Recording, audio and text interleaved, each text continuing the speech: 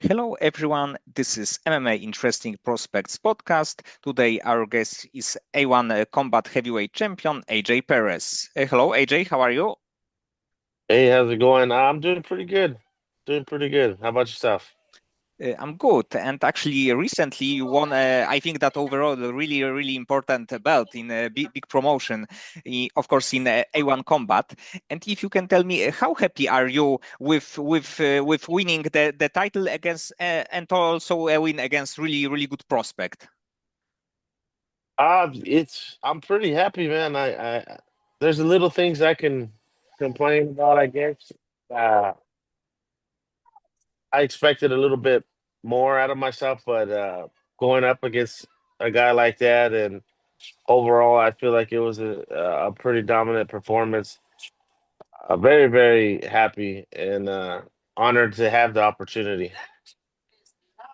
And overall, I think that it was some kind of like grueling fight, but in the end, probably also a quite good experience because, like in heavyweight division, usually the fight can last like 2 or 3 minutes, and then you have an opportunity to fight for 15 minutes against really good opponents. So probably in the end, it was like a really good experience for you. Absolutely. No, yeah, it was, I would say it was a war. One of my probably top three already fights, in terms of having to push myself internally. It's a great experience. And kudos to my partner.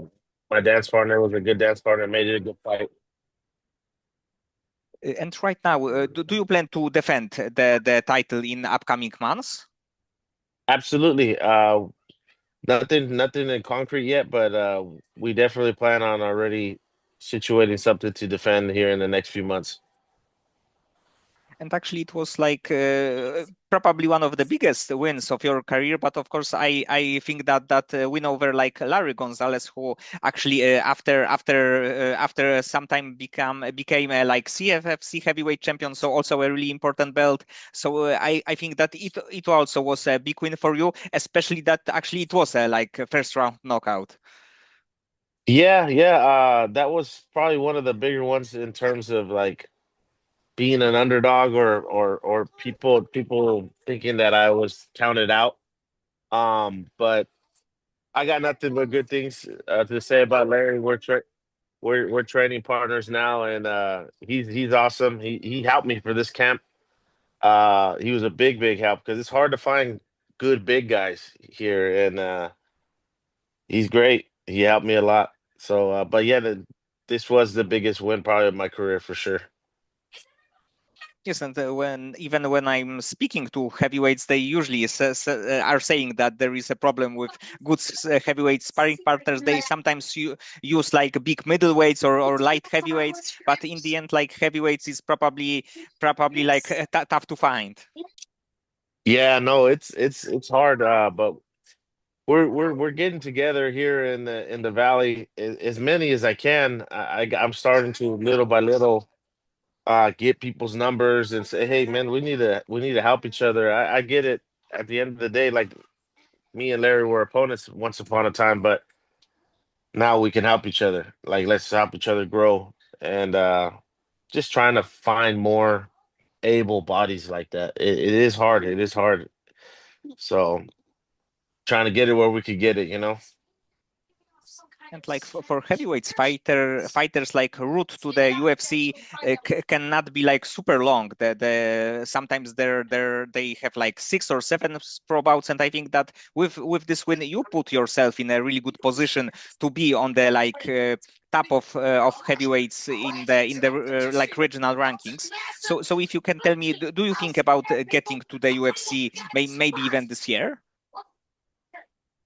Oh, absolutely. That's definitely in my mindset. Like I'm just waiting. I'm waiting for the opportunity and the call. I don't care who, when, where. I'm ready. I'm gonna stay ready, and I want to show the world what I'm capable of because I know what I'm capable of. Anywhere, anytime, anybody, I'm ready to bang.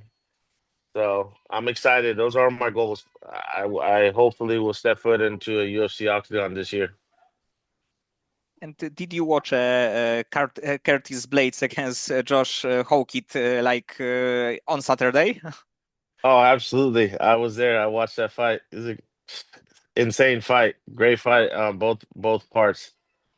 Man, that's crazy. That's exciting though. That's fun to me. That looks fun. I literally am I couldn't sit down, I'm walking around, I'm pacing. It both of those guys, hey, kudos to them. They did really good. Yes, and actually in the heavyweight division, always there is like a big number of big knockouts, but like not great fights. So it's not like 15 minutes or 25 minutes, and it was probably one of the best heavyweight fights ever. Oh yeah, in terms of entertainment and just a grueling war, yeah, that is up there. It's up there for sure. And if you can tell me about more about your beginnings in the sport of MMA, did you have any kind of background before you started competing in MMA? The only background I had boxing when I was younger. I boxed when I was younger, maybe about seven to 12 years old. I boxed amateurly, and then I stopped and I transitioned to wrestling, and then I wrestled just out of high school. I went to a junior college here in Fresno. I went to Fresno City with Coach Paul Keesall, and I just had that summer with him. It wasn't even a season. It was right before the season started because I ended up dropping out of school, and then I pursued the workforce. And but that summer, man, Paul Keesall unlocked a lot of little things that or helped me help certain things click, and I feel like my wrestling game elevated there. I'm not the best wrestler in the world, but fundamentally, I do pretty okay. And actually, it's a really big thing to have good wrestling in heavyweight division. There are not many good wrestlers. It's usually like a big power, or of course, like very good strikers. But in the end, it's great to have at least in the like back pocket to threat takedown. Yeah, no, absolutely. I agree. And that's why that's kind of where I stand is like I don't have the best, most technical wrestling, but I have good enough to know where I'm at, know how to get up, know, think even my jiu-jitsu, it's very optimal, I believe, in my opinion. I may not submit every guy or what, but I know how to get out, get up, or prevent from being taken down. Or I feel very comfortable if someone takes me down, I'm confident I'll get back up or make something happen. And if you can tell me more about your current gym and mention maybe a few sparring partners that you have there. My primary gym for jiu-jitsu is Concrete Jungle here in Fresno with my sensei Chino de la Peña. And then I go get work in with one of my sparring partners, Larry Gonzalez, at his home gym in at Budokan. Those guys are awesome. They welcome me with open arms. And then I take the drive down to Farmersville, a little town over there down a little bit past Visalia, a gym called KO, and I just go get some gritty, hard work in terms of strength and conditioning and just grit and pushing. That's the place to go. I mean, all three of the places that I jump around have that, but that place has a different level typically in terms of endurance and output, what they kind of want. So they help me get my gas tank up a little bit, which I like to think I have a better gas tank than most big guys, because that's a little chip on your shoulder if you know that you can outlast your opponent. So but Larry Gonzalez, I can't. I'm throwing a blank. Tracy Hunter. He's a smaller guy. He's an undefeated professional, but man, he's slept on. People don't really know about him yet, but they will. Felix De La Pena is my coach's son. They're smaller dudes, but they give me work in terms of sparring. They keep me light on my toes. But and yeah, everybody at those gyms, they know who they are. They give me a lot of work. And actually, like cardio is like the same weapon as the as being like great striker or great wrestler. And a lot of like fighters recently, like Merab Dvalishvili, Anthony Hernandez, showed how important this is. That you can even lack in some areas, but in the end, you can outlast your opponent in like second or or third round. And it's like it's probably the worst feeling that you know that you can't do anything because you just don't have like energy. Yeah, yeah, man. Not having that gas. I've been there before too. Like I try to implement more cardio because it's just such a shame when you know you beat yourself or you lost. I mean, ultimately, not to take discredit the person you're fighting because obviously they worked really hard. Like no one could ever discredit Fluffy or Really, they work really, really hard, you know. And but I would hate to lose and feel like I lost to myself because I let someone else outwork me. So that's just I've been there before in wrestling. I remember that was I wasn't the best wrestler, but I had the best cardio in terms of I was gonna outwork somebody who was probably better technically than me. And a lot of times that's how I got my wins. I never made it too far. I think I made it to Masters in my senior year. That was the best I ever did. That's why I was a decent wrestler. I still am only decent for all you heavyweights out there. I'm decent. I'm okay. I'm decent everywhere. Come try me out sometime. And overall, what do you think about like heavyweight division in the UFC? I think it's okay. It's getting better for sure. We got guys like Josh Hokit coming in and Steven Asplund, you know, what I mean, guys like that. Like I'm watching everybody, and but at the end of the day, in my brain, they're all potential opponents for me. So if that's the route it is, then we'll get there. But other than guys like that, I don't know too many. Obviously, you got legends like, in my opinion, Derek Lewis. He's that dude is he's a legend, still doing it, still banging. Uh, it's an exciting division always, though. Like people will say, "Oh, it's boring." It's always an exciting division because the fight can stop at any point. There's so much weight, so much power, so many things moving in that octagon. Though it can stop at any moment, man. One half-ass jab has more power than some of these smaller guys. No disrespect to them, but I've been on the receiving end of some of these jabs from the big guys. They're not even trying. I could tell they're not trying to hurt me, and it's like, fuck, that hurt. And actually, like UFC signed recently, like Gable Stevenson. There is like a few others guys like Walter Walker, Mario Pinto. So there are a few like really good heavyweights prospects. So I hope that that division will move a little bit quicker because sometimes there is like not many good guys. Let's say.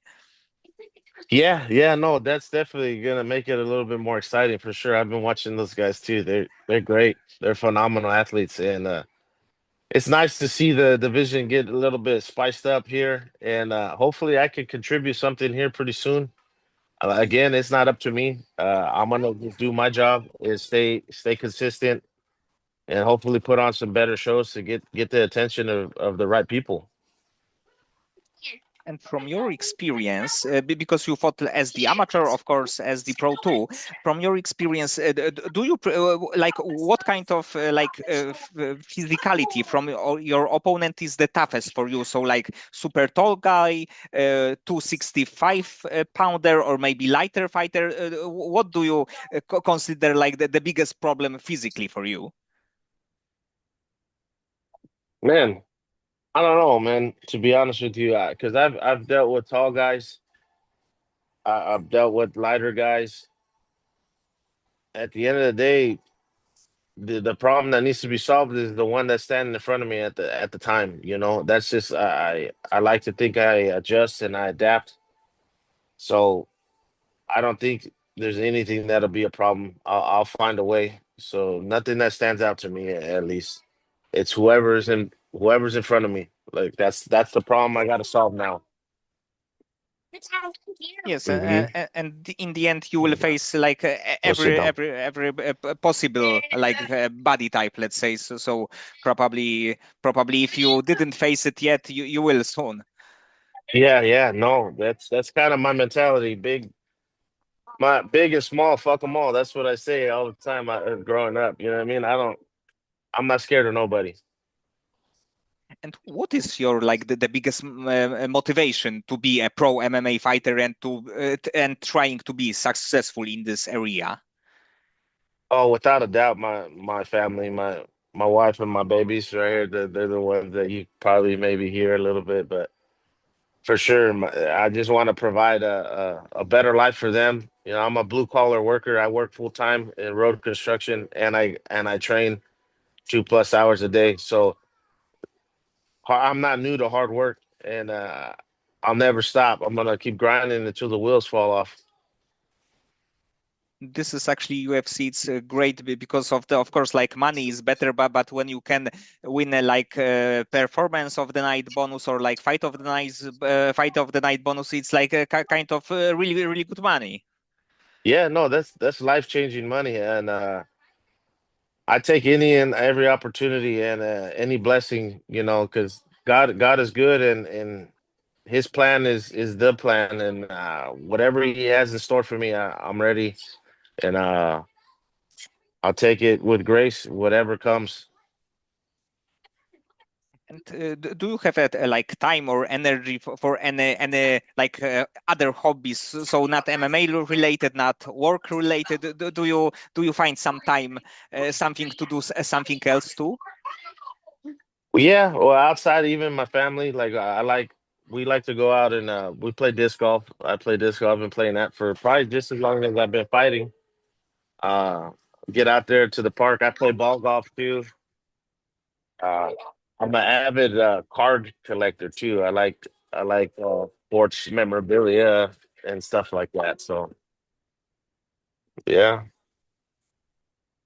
So the things that you mentioned are definitely different than like MMA fighting. So the brutal thing thing.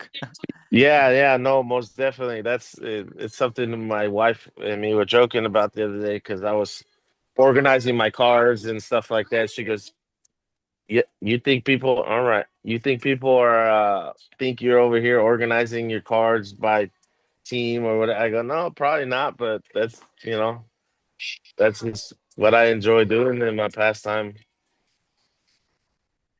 Okay, AJ, so many thanks for the time and for conversation.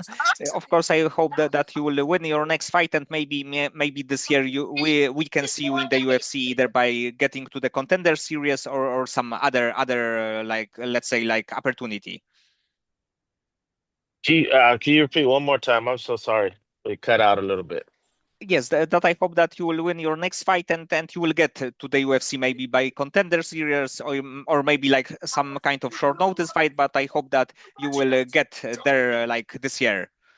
Oh no, man, absolutely. Hey, thank you. I appreciate that. I hope so too, man. I'm gonna keep my prayers up and keep working hard. And if the opportunity presents itself, I'll be there and I'll be ready. And God willing, it's a good result, and we can make it happen.